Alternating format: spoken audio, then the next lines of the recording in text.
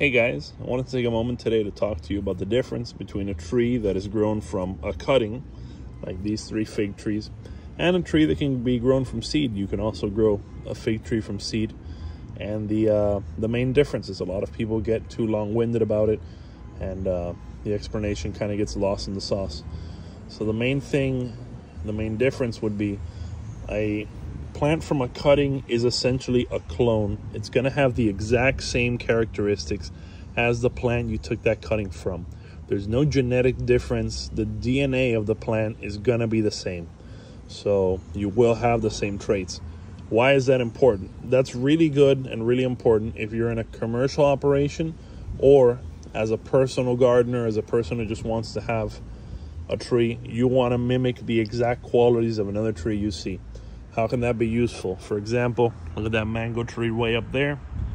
If I like the mangoes from that tree, I think they're very sweet. I think it gives a good amount of mangoes, and I've always liked them. If I can successfully take a cutting from that tree, that is a bit of a harder specimen to take cutting from than these figs, I will get those same exact mangoes. I will get those same exact genetic conditions.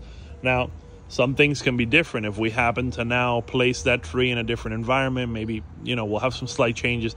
But genetically, it is the same tree. They're clones. They're identical. And when we plant a tree from seed, the seed is actually an embryo. So the seed is after the sexual reproduction the trees have gone through, where, they get freaky. A bee comes over and rubs itself on one plant, rubs itself on another plant. The flowers create these seeds, and these seeds are the same thing as a child. You're never going to see a child that has the exact same genetic code and all of the exact same traits as a parent. You'll see a child who can have some of the traits from one parent, some from another. You can even see a child that looks exactly like the mother, for example, and but they have the father's character, because we're combining these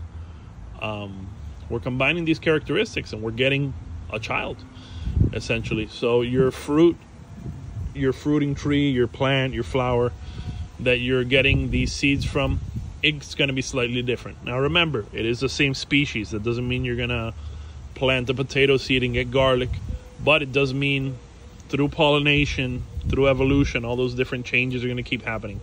So in short, when you get a cutting, these 3 figs are actually from a cutting of a very good fig tree that was giving a lot of beautiful fruit. The 3 are from cuttings. I know that my 3 fig plants are going to be exactly the same. But from that mango tree, if I take a seed, I know it's going to be some genetic recombination of the plant's genetic material. So it's going to be different. So cuttings are clones, seeds are like an embryo. That's the main difference.